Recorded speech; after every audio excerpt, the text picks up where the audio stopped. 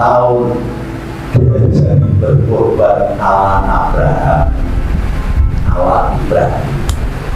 Karena setiap orang punya Ismail atau Ishak, punya kemelekatan terhadap anak, kemelekatan kepada pangkat, kepada jabatan, kepada kekuasaan. Tetapi Allah mengajarkan, yo anakmu ini ojo kemantil-mantil terhadap anak sebelah, padahal yo tertidur sebelah. Poso Gusti Allah ngomong sebelah, aneh meneh, wong aku dikaro Israel dhewe. Lo yang dibunuh itu Ishak, yang dibunuh itu Ismail. Bodoh-bodoh dari sebelah itu gitu. Beragama dengan cara yang tidak tembus. Pernah tahu Nabi Ibrahim ini syariatnya bagaimana? Pernah tahu? Ada syariatnya? Tidak ada. Jadi Anda harus tahu bahwa proses kehadiran agama itu oleh Allah dari yang tidak sempurna menjadi sempurna. Dan itu tidak menjadi hanya satu nabi. Nabi ini mengejen tok. Utusan tok mula dijuluki juru selamat. Bahasa Arab alaihi salam. Bahasa Inggris Mesias, bahasa Ibrani Avatar. Podo artinya itu. Maka mengaplikasikan Tuhan yang Maha Esa. Contoh yang kecil adalah menumbuhkan kepedulian. Anda setiap hari naik sepeda motor, melihat manusia gerobak yang tidur di sepanjang jalan. Pernah terpikirkan gak bulan apa? Wes sudah mulai hujan, mereka tidurnya di mana? Apa nggak masuk angin? Kalau wes dongan di jaket malah belum masuk angin. Lalu ada nggak sampean ibu-ibu ini khususnya, termasuk istri saya, suatu saat meriksa kulkas, buah saat pirang-pirang begitu, gosok mergo eman diberikan kepada saudara. Anda saya beritahu, nggak usah bingung, orang sok tidak berangkat haji, tidak umroh. Pada zaman COVID begini, satu piring nasi senilai 1.000 masjid. Ini yang meneng kakak Mas saya ini jenenge Yusuf Kala. Itu mergo ketua Dewan Masjid se-Indonesia mengajukan separuh uang masjid diserahkan ke Palestina. Lu kok ini? Lu rakyat itu kali redo di PHK boleh pangan kangelan. Ono PPKN itu lah barbar. Seminggu muda ini, aku ketemu karo Luhut tak omongin. Luhut ini jenderal apa jajar. Gawe program PPKN bareng iki rakyatku ora kami kuwi untunge kuwi ana Romo Beni, ana Mas Artur, ana Mas Tayo, ana Gus Menek. Nek ora rakyat Indonesia wis ngamuk kabeh, wis berontak, apa meneh Jokowi mau ngelola-lola kaya bakul sate. Kita kok piye itu saya enggak mikir, lu gundulku semplok lu presiden ora mikir. Ben lapor sebelah ya toh. Harus ada aplikasi terapan. Tapi bagaimana menghadapi Jokowi kan kangelan. Makanya kita melipir menggunakan BPIP dan Rumah Pancasila. Ini satu-satunya di Indonesia Rumah Pancasila yang mulai malam ini akan kita deklarasikan sebagai rumah segala bangsa, rumah segala agama, dan rumah Pancasila. Karena Pancasila hakikatnya adalah aplikasi dari Bhinneka Tunggal Ika Tanhana Dharma Mangroa, yang itu sudah diikuti nenek moyang kita sejak 800 tahun yang lalu. Yuk buat ini ini ya Gus. Ya gini weh, berketok kakak malam kita. Jadi ketuhanan yang Maha Esa, Anda tidak berhak mengatakan masuk surga ketika di sebelah rumahmu ada orang tua. Ini Pancasila.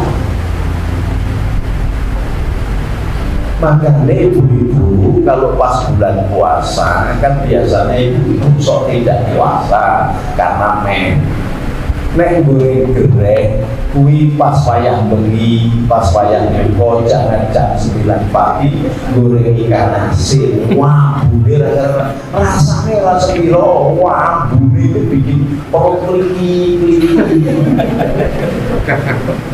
Ini pasti kasih Pancasila. Lah ini lebih parah lagi, koncone Romo Beni itu jadi menteri Pancasila we rapal. Wes jadi menteri Pancasila we rapal, apalagi paham. Kalau tidak paham, apalagi bisa mengaplikasikan.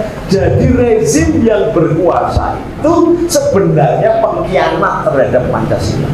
Karena dia nggak pernah hafal, sehingga dia nggak urusan lagi menerapkan teori Machiavelli, menerapkan teori agama untuk memecah belah bangsanya dan menyudutkan semua lawan-lawan politiknya dengan kata kafir, neraka, darahnya halal, boleh dibunuh. Ini yang harus dihadapi oleh BPIP dan Rumah Pancasila.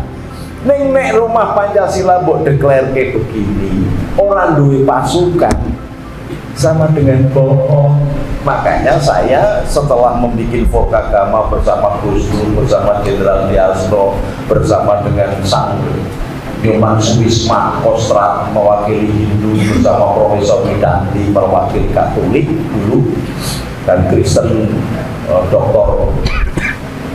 Gunarto, kita bikin pasukan. Wandanya angel wapok. Ini yang pakai seragam PGN ini sampai ini kaos di GI apa memang PGN asli? Nek asli kudu wani ngaplok loh, malah ketawa. Jadi PGN itu sudah sumpah mengikuti torekoh kebangsaan. Torekoh kebangsaan adalah menjaga dan mensyukuri karena bertuhan yang Maha Esa diberi kemerdekaan, maka mensyukuri kemerdekaan itu sebagaimana pembukaan Undang-Undang Dasar 45 atas berkat rahmat Allah, didorong keinginan yang luhur mengantarkan bangsa Indonesia ke depan pintu gerbang. Kalau mengantar pintu gerbang sekaligus mengawal. Kok ono gereja dirusak, ono vihara dirusak, ono kelenteng dirusak, sampai harus tampil. Loh, gitu loh. Udah nggak kepikiran wani pernah? Nani? Jawab si Cito. 1, 2, 3, berani kah? Berani kah? Berani kah? Makanya kaos ini buku aku gitu loh. Saya tidak hanya jargoni loh. Ilmu pemanasan saya tidak jargoni loh. Saya menganjurkan begini ketika PBNU diserang ribuan orang HTI dan FPI, saya hadapi royoan apa sendirian? Sendirian. Karena saya yakin Allah bersama kita. La tahzan, innallaha ma'ana. Jangan khawatir, Allah bersama kita. Kita berpegang juga iskariman aumut sahidah. Hidup mulia dengan kemerdekaan yang sudah berdarah-darah oleh nenek moyang kita diperjuangkan ini, atau mati syahid membela kemerdekaan. Itu namanya torekoh kebangsaan. Torekoh kebangsaan itu boleh diikuti siapa saja rakyat Indonesia, agamanya apa saja, sepanjang dirinya merasa mencintai bangsa dan negara, dia berhak menjadi patriot. Patriot yang mana? Yang Garuda. Karena banyak partai patriot, tapi tidak patriot, malah belok kadrun. Ya Pak ya? Yang Garuda. Garuda yang apa? Yang Nusantara. Maka PGN ini patriot Garuda Nusantara. Kita ajak Anda hidup berasketik, lebih mengutamakan Allah daripada yang lain. Kalau bahasanya Romo Beni, utamakan Tuhanmu, maka semuanya akan ditambahkan. Saya hafal tapi saya nggak akan jadi Romo karena orang bebuju. Tapi kami berdua ini rukun gitu loh. Karena Romo orang bebuju, aku bujune loro.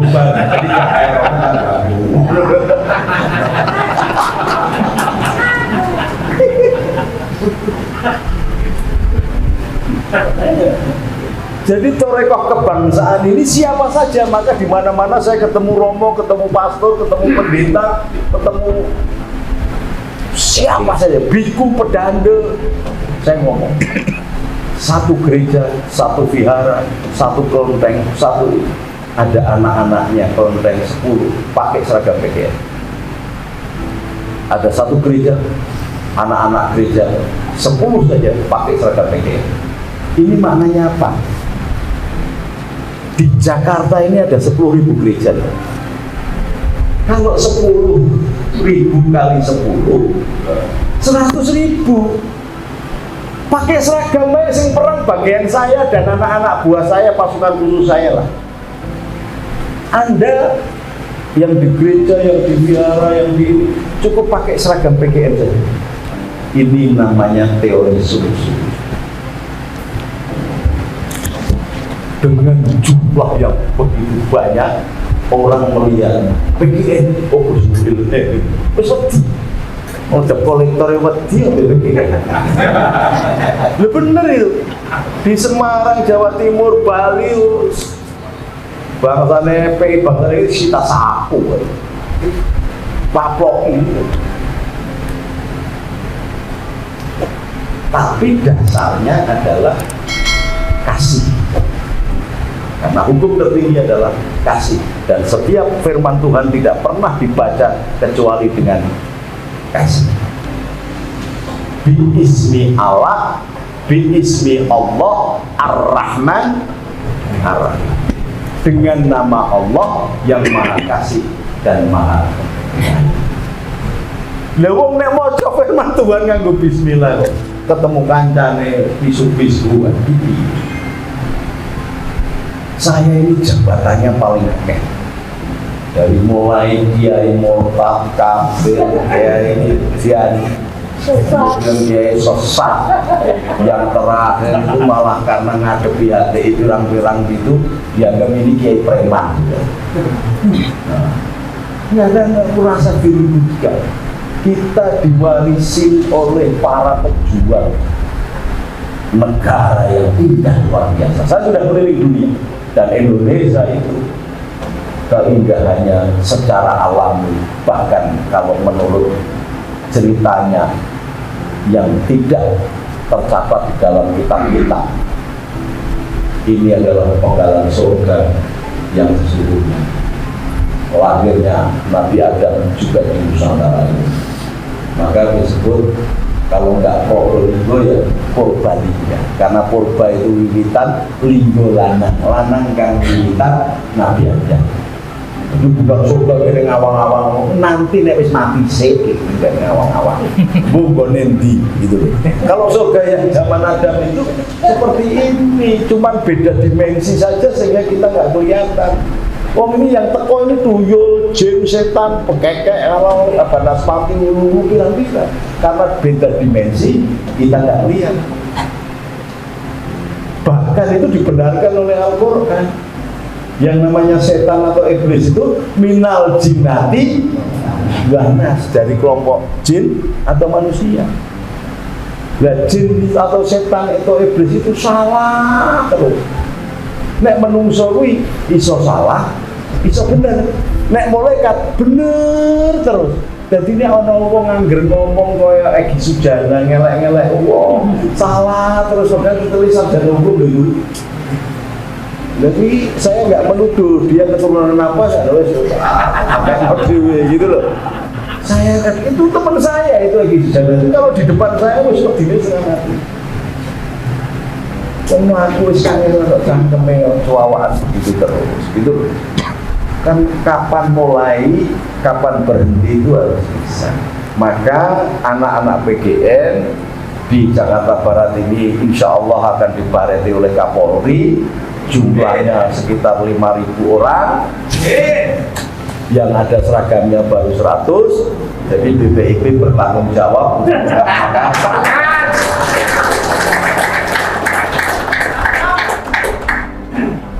Karena kita ini orang-orang baik gitu loh. Mas adik saya Arthur ini orang baik. Anda tahu nggak? Makanya miskin terus.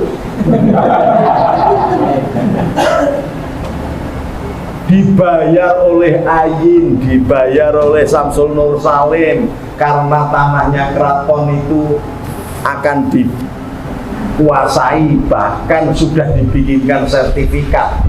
Jenderal dilabrak sama di Arthur ini, akhirnya sertifikatnya digunting. Loh kalau dia motor duitan kan, bayarnya sudah ratusan miliar. Tanah Jalan Jenderal Sudirman yang diceritakan itu dikuasai dia. Kemarin ada rajanya Solo datang ke sini begini, pokoknya syaratnya rukun.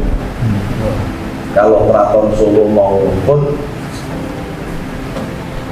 ratusan triliun duitnya dari kerajaan Solo itu. Dipegang saya sama dia. Aku tetap miskin ini ngecat dulu. Oh mas saya nganak kegiatan ini urun orang. Kiai biasa karena pengikutnya Abraham itu biasa. Makanya ketuhanan yang Maha Esa harus didasari oleh kemanusiaan. Saya berharap anak muda kayak Mas Cahyo, Mas Fahmi ini menggait tokoh-tokoh yang lain, nanti biar diatur, Mas Sobri, ini kemudian ikut serta. Bagaimana mengaplikasikan ini pekerjaan luar biasa loh BPIP ini. Dari BPIP menyurati itu aja kita sudah bisa yang namanya nandur porang. Anda tahu nggak namanya porang? Walur sing buatel ndak kar-karuan itu ternyata kandungan gizinya 50% kali lipat, 50 kali lipat. Dawai dewi pakasa tunggu malah. Coba kalau kita menyurati perhutani pinjem tanah, perhutani dengan cara sanggem, tanahnya itu jutaan hektar. Kalau digarap oleh kita, gampang. Ini namanya aplikasi Pancasila. Loh kenapa kok tidak tidak mengarahkan jalur proyek ini jadi mlebu neraka piye? Oh proyek ini saya ini korupsi kabeh. Sampai ngerjakke proyek nyetor ning bupati wali kotane paling tidak 20% sih. Kenapa kok bupati wali kota harus disetori? Karena ketika pemilu dia menghabiskan 20 miliar lebih untuk tuku partai dan kampanye. Gajinya 50 juta sebulan, peng setahun 600 juta, peng 5 tahun 3 miliar. Lah nek sing dikeluarkan 20 miliar, sing 17 miliar ngerampok. Maka sekarang ini semua bupati dan wali kota dan gubernur sesungguhnya koruptor. Jadi itu ada reserse Pulau Gadung sampai nerain itu tangkapan penjahat, tangkap kowe bupati atau wali kota, mesti korupsi. Karena sistemnya begitu gitu loh. Jadi malam ini tidak terlalu panjang saya kemukakan. Saya bahagia karena saya diberi kesempatan kehidupan kedua. Yang pertama saya sudah wakafkan nyawa, jiwa raga saya untuk bangsa Indonesia. Ketika COVID, teman saya pada meninggal semuanya. Saya diberi kesempatan untuk hidup, maka saya ikrarkan kembali nyawa, jiwa, raga saya untuk keamanan, kedamaian Indonesia. Orang tepuk tangan, kue ini rumah, kalau tepuk tangan, kue ini rumah. Kalau saya diberi kesempatan ketiga, saya tetap akan serahkan jiwa raga saya untuk bangsa Indonesia. Karena bangsa Indonesia, negara Indonesia ini adalah surga yang turun ke bumi, bahwa urip murung patek kepenak mergo awakmu kurang sabar, nek mung mangan karo ngombe Gusti Allah wis dikeki rezeki. Lah wong cekelane wae Android tuku pulsa ora nggo bayar sekolah anake, malah nggo tuku pulsa ndeloki konten-konten porno, bendino ndeloki HP, ngaji ora tahu, ke gereja ora tahu. Lah kok mulya iki piye to, Dul? Jadi terakhir, untuk mencapai keadilan sosial udah dibahas baik. Untuk mencapai keadilan sosial bagi seluruh rakyat Indonesia, jangan berharap datang dari para pejabat, dari menteri, dari presiden, dari gubernur, dari wali kota. Contoh KMI, dari kita sendiri kita bisa bekerja dan tidak usah menggantungkan bantuan. Terbukti saya bangun gini udah tahu nggak mungkin bisa, padahal nyambut jauh. Kursi orang ngerti orang cerita nggak sejarah nak bisa alirannya. Kok Nabi Muhammad reso mangan lo sudah disiapkan rezekinya. Kita hanya mensyukuri saja, ditinggali nilai-nilai Pancasila yang luar biasa ini. Mari kita awali yang kecil. Jadi kalau tambah sampean itu jerigen sudah selesai jerigennya, cobalah duduk anak, serahkan tangan itu. Kalau setiap rumah depan rumahnya ada tanam cabai, belinya bagaimana? Gampang, kamu kan sering makan sambal loh. Nah, kalau ke belakang ditutupi ada isinya, kamu lagi malah tumbuh itu. Jadi jangan terlalu bodoh gitu loh. Okay? Ini omongannya baik enak, tapi mari yang terakhir sekali adalah kenapa saya adakan begini, menanam kecambah kebangsaan. Karena Taliban sudah masuk ke Indonesia. Spirit itu namanya roh maksudnya. Mereka dididik untuk gawe bom dan bom. Mereka berani mati. Jadi nek sampean gaweane wong nyanyi ning Android itu habis. Kalau sampai terjadi begitu, maka orang NU lah yang paling dihabisi. Tapi sebelum menghabisi orang NU, menghabisi Romo tidak teman. Karena yang minoritas. Makanya mari kita sama-sama jaga Indonesia ini. Jangan berharap terlalu banyak kepada TNI dan Polri. Ini terus terang ini. Tolong mereka itu dimunculkan ini. Jangan terlalu banyak bergantung kepada TNI dan Polri, kepada perguruan tinggi, karena mereka sudah meresap masuk ke lembaga TNI dan Polri. Bukan hanya yang berpangkat kolonel ke bawah, jenderal banyak yang terlibat. Maka yang bisa menghadapi adalah rakyat, karena pemilik negara ini adalah rakyat Indonesia. Assalamualaikum warahmatullahi wabarakatuh.